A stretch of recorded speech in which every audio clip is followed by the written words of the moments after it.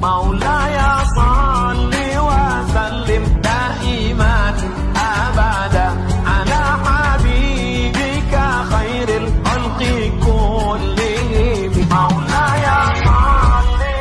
Assalamualaikum warahmatullahi wabarakatuh. Sahabat beriman, diketahui seorang nabi memiliki mukjizat. Hal ini terdapat dalam hadis. Tidak ada seorang nabi pun kecuali diberi bukti-bukti mukjizat yang dengan semisal itu manusia beriman. Hadis riwayat Muslim. Tak terkecuali Nabi Muhammad memiliki mukjizat. Nabi terakhir ini memiliki banyak mukjizat yang diberikan Allah Subhanahu wa taala. Salah satunya adalah bisa membelah bulan. Mukjizat ini adalah jawaban dari tantangan orang-orang Quraisy. Lalu seperti apa kisahnya? Ini dia ulasannya, tonton hingga akhir. Baik, kita masuk sebagai penutup dalam mukjizat yang kedua.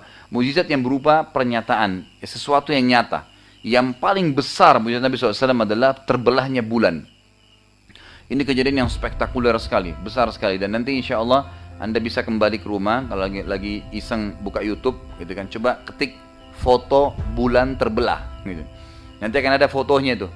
Jadi ada terbukti secara ilmiah, bulan itu sekarang ilmuwan kaget menemukan di tengah bulan ada garis lurus keliling bulan itu, dan itu secara ilmiah terbukti pernah retak dan terbelah.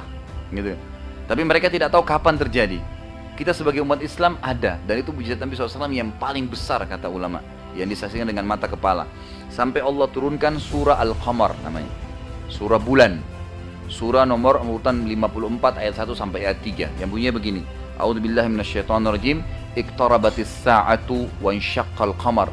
Sungguh telah dekat hari kiamat itu dan telah terbelah bulan. Wa in yarau ayatan yu'ridu wa yaqulu sihrun mustamir. Dan mereka orang-orang kafir Quraisy Mekah itu pada saat melihat tanda-tanda mukjizat tadi, mereka terus berpaling dan tetap mengatakan ini sihir yang terus-menerus. Wa kadzdzabu wattaba'u ahwahum kullu amrin mustaqir. Dan mereka mendustakan Nabi dan mengikuti hawa nafsu mereka, sedangkan tiap-tiap urusan telah ada ketetapannya. Begini kisahnya. Hadis Bukhari menjelaskan kepada kita. Nabi SAW satu malam pernah keliling Ka'bah lagi tawaf. Bulan purnama terang sekali waktu itu. Kalau sebelum kita masuk ke kisah ini, ada kisah sebelumnya Nabi Saleh. Nabi Saleh alaihissalam pernah di padang pasir berdakwah di kaumnya, banyak masuk Islam, banyak beriman gitu kepada beliau. Ada tokoh-tokoh seperti kalau di zaman Nabi SAW, tokoh Quraisy ya, orang-orang kafirnya penasaran, tidak mau orang beriman. Lalu dia bilang begini, wahai Saleh, apa kau mau kami semua beriman? Kata Nabi Saleh, tentu saja. Mereka ingin, sebenarnya bukan tujuannya mau beriman, tapi ingin mempermalukan Nabi Saleh dan memberhentikan dakwah. Waktu itu di padang pasir ada gunung batu besar. Mereka bilang apa? Wahai Saleh, keluarkan dari gunung batu itu unta betina. Jadi bukan minta debu, air, enggak. Unta betina dari gunung batu, bagaimana itu? Enggak mungkin kan, mustahil. Tujuannya memang untuk mempermalukan Nabi Saleh. Lalu apa kata Nabi SAW? Mereka kaget. Nabi SAW mengatakan, apakah kalau saya minta kepada Allah, apa yang kalian minta keluar dari gunung batu itu unta betina, kalian akan beriman? Pertama mereka bilang begini, unta betina tidak cukup Saleh. Tambah lagi, unta betina itu bisa memberikan susu satu negeri ini. Semua dapat susu dari unta satu ekor. Nabi SAW bilang, apakah kalau saya minta kepada Allah keluar dari unta betina dari gunung batu itu dan memang bisa memberikan susu kalian akan beriman? Mereka spontan bilang, kalau bisa kau lakukan kami beriman. Tidak mungkin, mustahil di mata mereka gitu kan. Lalu Nabi SAW berdoa, tiba-tiba gunung itu retak, keluar unta betina. Dan dalam riwayat Bukhari dikatakan, unta betina itu subhanallah, setiap hari ya kaumnya Nabi SAW ini cuma taruh nampan depan rumahnya, datang untanya tidak pakai diperah, ngisi sendiri susunya. Loh iya, jadi begitu mukjizat. Makanya kan mukjizat Nabi SAW adalah unta kan. Fa'aqarun naqah, lalu mereka membunuh unta itu karena tujuannya bukan mencari mukjizat kan, mereka malah tambah sakit hati karena ternyata buktinya benar gitu. Makin banyak orang beriman. Yang terjadi sama di zaman Nabi SAW. Nabi SAW lagi tawaf malam hari, bulan lagi terang. Banyak orang-orang yang ikut tawaf dari antara kaum muslimin sahabat. Orang-orang Quraisy ini ingin memberhentikan dakwah Nabi SAW dan ingin mempermalukan Nabi. Lalu mereka bilang begini, teriak, wahai Muhammad, apa kau mau kami beriman? Kata Nabi SAW, tentu saja. Orang semua dengar, orang muslim dan orang kafir dengar. Apa kamu lihat bulan itu? Kata Nabi SAW, iya. Kata orang Quraisy, belah buat kami. Jadi bukan disuruh belah kelapa, gunung misalnya disuruh belah. Ini bulan yang tidak mungkin dijangkau gitu kan. Belah bulan itu buat kami. Mustahil ingin mempermalukan Nabi SAW dan mustahil di mata mereka gitu. Apa yang terjadi? Nabi SAW tiba-tiba mengagetkan mereka mengatakan, wahai Quraisy, apakah kalau saya minta kepada Allah bulan itu dibelah seperti kalian minta, kalian akan beriman? Mereka bilang, kalau bulan kau belah Muhammad kami pasti beriman. Ini statement orang Quraisy. Kata Abdullah bin Mas'ud dalam hadis Bukhari Muslim, Nabi SAW lalu menggaris bulan itu dengan jari beliau. Digaris. Ya.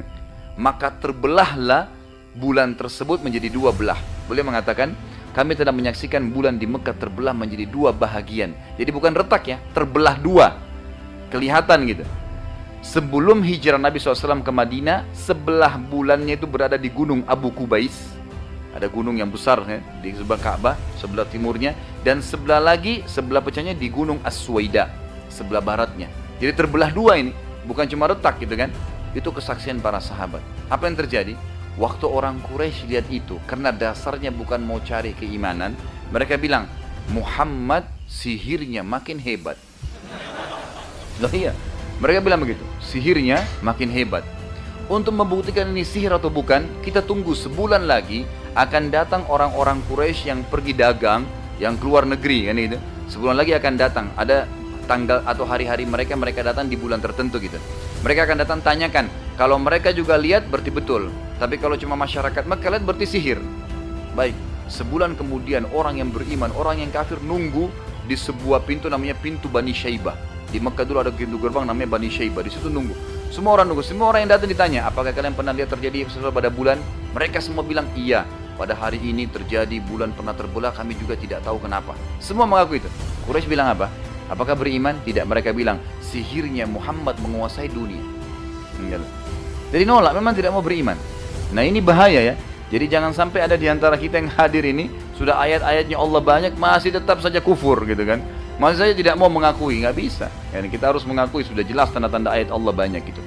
Kemudian ada yang kedua, mujizat Nabi SAW yang kelihatan tadi terbelah bulan. Yang kedua adalah kuasa Nabi SAW terhadap awan. Ulama hadis mengatakan terhadap awan. Kisahnya begini, riwayat Bukhari juga. Satu waktu Anas bin Malik berkata, satu waktu Nabi SAW lagi khutbah Jumat, ada orang dari Badui padang pasir datang teriak-teriak, lagi khutbah Jumat nih. Ya Rasulullah, ya Rasulullah, dari luar masjid. Nabi SAW lalu dari mimbar, orang semua lagi lihat ke dia, teriak-teriak. Ya, lagi khutbah Jumat, orang lagi tenang gitu kan. Kata Nabi SAW, Malak, ada apa dengan kamu? Lalu dia bilang, ya Rasulullah, harta-harta kami musnah, hewan-hewan kami mati, dan kami kehabisan, kekeringan, kami pun akan musnah karena tidak ada air. Mumpung anda di mimbar ya Rasulullah, mintalah kepada Allah agar turun hujan. Nabi SAW lalu bilang, tiba-tiba waktu itu ngangkat tangan ke langit, dan ini juga istidlal bahwasanya orang berdoa boleh ngangkat tangan. Nabi SAW mengangkat tangan sambil mengatakan apa? Allahumma agithna, Allahumma agithna. Ya Allah turunkanlah hujan buat kami, tapi gaith ini istilah dalam bahasa Arab hujan yang baik. Gitu kan, hujan yang merata dan tidak keras, tapi hujannya lama dibutuhin gitu. Pada saat itu Anas bin Malik mengatakan, waktu Nabi berdoa, mata saya melihat ke langit. Jadi waktu itu dari apa? Pelapa-pelapa kurma. Jadi kelihatan langit gitu, bolong-bolong. Dan memang Madinah sama Mekah kan bisa dikatakan tidak pernah hujan gitu. Dia bilang, saya lihat ke langit, saya temukan langit tidak ada sedikit pun awan dan seperti kaca. Nggak ada awan. Tiba-tiba waktu Nabi SAW berdoa, awan berkumpul menjadi gelap, turun hujan. Dan hujan itu langsung membasahi masjid dan seluruh kota Madinah serta sempat membasahi jenggot Nabi SAW. Terjadilah hujan tersebut jemaah sekalian selama seminggu. Nggak berhenti hujan. Kata Anas bin Malik, kami nggak lihat matahari seminggu. Sampai Jumat akan datang, Nabi SAW naik mimbar lagi mau khutbah, orang yang sama datang teriak-teriak lagi. Ya Rasulullah, ya Rasulullah gitu. Kata Nabi SAW, ada apa lagi? Orang itu bilang, ya Rasulullah, halakatil amwal, harta kami musnah semua. Gitu. Kemudian hewan-hewan kami mati, kami juga jadi susah, nggak bisa tinggal karena banjir. Mintalah kepada Allah agar diberhentikan hujan. Nah ini saksi mukjizatnya. Nabi SAW lalu tiba-tiba berdoa ke langit mengatakan, Allahumma hawalaina wala alaina. Ya Allah, jadikanlah hujan ini baik buat kami dan bukan masalah buat kami. Allahumma alal aqami wadh-dhirabi wa butuni awdiyatun wa manabi'is syajar. Ya Allah, selamatkanlah semua lembah-lembah tempat orang jalan, hewan-hewan hidup, dan juga rumah-rumah kami, gitu kan? Suruh selamatkan. Lalu kata Anas bin Malik, saya melihat Nabi SAW menunjuk awan-awan tersebut dengan jari beliau. Setiap yang ditunjuk bubar awannya. berhenti hujannya. Dan ini disaksikan oleh para sahabat, ini hadis Bukhari. Ini mujizat yang kedua, kuasa Nabi SAW terhadap awan. Kemudian yang ketiga adalah kuasa Nabi SAW terhadap hewan. Ini sudah pegal atau lanjut lagi nih? Nah, yang sudah ada yang nguap-nguap, mungkin ada yang mau makan gitu kan. Baik. Anak terus terang kalau ngantuk, ceramah hilang ngantuknya gitu. Jadi memang sudah hobinya di sini. Baik, kuasa terhadap hewan.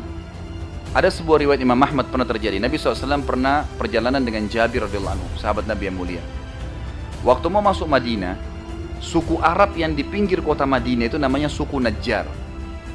Suku orang-orang yang memang berkumpul banyak. Di suku Najjar ini ada satu unta jantan lagi ngamuk.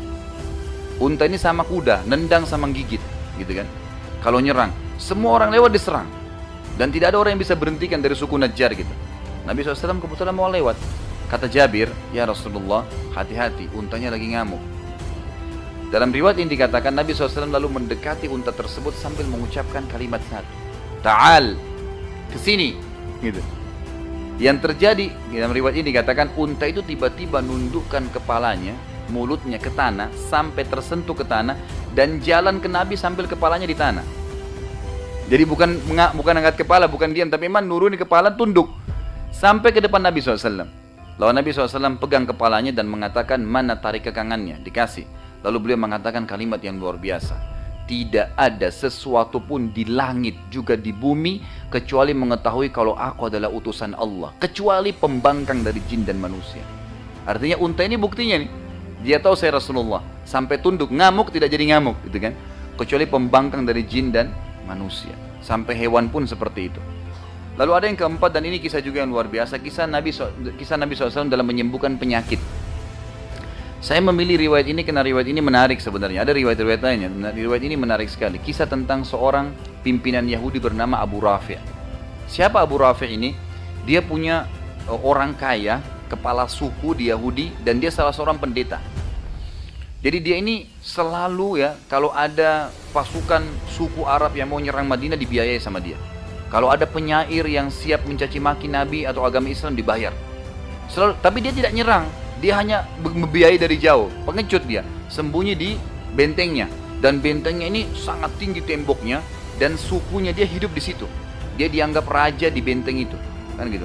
Jadi di benteng itu hidup kurang lebih 2.000 sampai 3.000 orang, dan di situ ada pertebunannya, ada pertaniannya, semua lengkap gitu.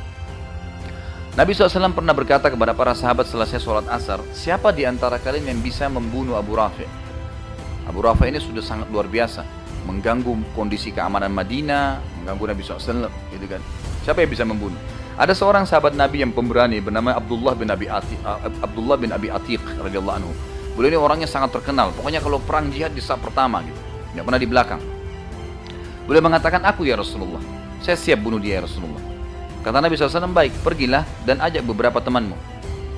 Lalu pergilah ya Abdullah ini radhiyallahu anhu dengan beberapa sahabat, lalu sampai ke bentengnya Abu Rafi'. Ternyata benteng Abu Rafi' ini sangat tinggi, dan satu pintu gerbangnya tidak besar, kecil, ditutup dengan pintu-pintu yang dijaga dengan besi-besi yang tajam gitu kan, nggak bisa. Dan penjaganya itu jeli, tahu orang yang masuk keluar, siapa tinggal di benteng, siapa yang tidak, gitu kan. Lalu Abdullah mengatakan, saya memperhatikan susah sekali untuk masuk gitu. Satu waktu pas tiba malam itu, lagi nunggu, ternyata ada untanya Abu Rafi' hilang. Tidak ada. Maka masyarakat satu benteng itu keluar, laki-laki, perempuan, pegang obor sambil nyari gitu. Nah Abdullah mengatakan, saya melihat ada kesempatan nih. Abdullah bin Abi Atiq lalu kemudian masuk, nyelipin diri, kemudian dia sembunyi di kandang keledai. Dan keledai ini hewan yang biar kita tidur di sebelahnya, ditepuk, dia tidak akan bicara, gitu kan. Tapi kalau dia teriak satu kali suaranya ribut, gitu. Makanya Allah mengatakan inna angkaral aswati la sautul hamir, gitu kan. Suara paling ribut adalah suaranya keledai itu. Tapi dia tidak akan bergerak apa-apa. Dia sembunyi di situ sampai ditutup pintu gerbang. Dia bilang sampai saya merasa sudah aman, semuanya sudah tidur. Kemudian ini dia sendiri ya. Abdullah bin Atiq sendiri. Teman-temannya masih di tempatnya di luar gitu. Abdullah bin Atiq sendiri, dia cari kesempatan gitu. Dan dia masuk diam-diam, kemudian sampai tadi. Kemudian dia buka pintu gerbang, diganjal sama batu. Dan dia cari, ternyata Abu Rafi' ini ada di satu ruangan di tingkat 2 benteng itu yang masih nyala lilinnya, ada lampunya. Kalau dalam sini dikatakan masih ada lampunya, mungkin zaman itu adalah lilin gitu kan. Kemudian didekatin sama dia. Ternyata di sebelahnya itu ada pengawal-pengawalnya. Jadi Abdullah bin Abi Taq ini kunci, dari luar tuh ada kunci-kuncinya kamar-kamar itu. Kemudian dia masuk kamar Abu Rafi. Yang terjadi adalah dia tidak tahu kamar Abu Rafi ini gelap. Lalu dia bilang, Abdullah bin Abi Taq bilang, saya kemudian menggunakan suara, saya bilang, ya Abu Rafi, ya Abu Rafi, gitu, dengan suara. Abu Rafi dengar kayaknya suara ini dia tidak kenal. Lalu dia bilang, siapa itu? Abdullah bilang, begitu saya dengar suara dari arah tertentu, saya datang ke sana lalu saya hantam dengan pedang dan saya lari ke pintu. Gitu kan? Tapi ternyata Abu Rafi belum mati. Dia bilang begini, masih ada suaranya, gitu kan? Tapi dia kebetulan waktu itu Abu Rafi teriak kesakitan. Abdullah bin Abi Taq bilang, saya waktu keluar untuk melihat cahaya bulan karena di luar terang, dalam kamar tidak kelihatan, gitu kan? Lalu saya lihat dia belum mati. Saya ubah suara saya lagi menggunakan retorika lain dengan suara lain gitu. Ada apa wahai Abu Rafi? Kenapa kau teriak-teriak gitu? Padahal dia sendiri, Abdullah ini sendiri gitu kan. Lalu Abdullah bilang, saya dengar suara lalu saya datangi lagi. Lalu saya tebas lagi dengan pedang, saya lari lagi ke pintu. Mesti ingin melarikan diri gitu kan, kalau ada penyerangan. Ternyata Abu Rafi belum mati juga, masih teriak-teriak gitu. Lalu dia bilang, saya ubah suara saya yang ketiga kali, dan hadis ini riwayat Bukhari ya. Dia teriak yang ketiga kali, Abu Rafi ada apa gitu, dengan suara gemuruh seakan-akan ramai orang. Kemudian Abu Rafi bilang, ada orang yang membunuh saya. Dia bilang, saya datangin dekatin dia, lalu saya pastikan pedang saya tertusuk di dadanya sampai terdengar tulang belakangnya. Gitu. Kata Abdullah radhiyallahu anhu, dibunuh, kemudian dia lari. Dia bilang, waktu saya lari, ingin melarikan diri, saya turun tangga, saya lupa kalau anak tangga itu masih ada. Sehingga akhirnya saya jatuh dan tulang betis saya patah. Jadi patah tulang betisnya Abdullah radhiyallahu anhu. Dia keluar, dia bilang, saya keluar sambil mengikat tulang betis saya yang kanan dengan imamah saya. Dia melangkah ketemu sama teman-temannya di luar, ya, di depan benteng. Mereka bilang, bagaimana pendapatmu? Kata Abdullah, Allah telah membunuh musuhnya Allah, gitu kan? Allah telah membunuh musuhnya. Selesai. Kata teman-temannya, kalau gitu kita lapor kepada Rasulullah. Kata Abdullah ini berangkat ya, wafa luar biasa gitu, menjalankan amanahnya. Kata Abdullah, demi Allah saya tidak pulang sampai saya dengar dia mati, gitu. Karena ini perintah Nabi SAW.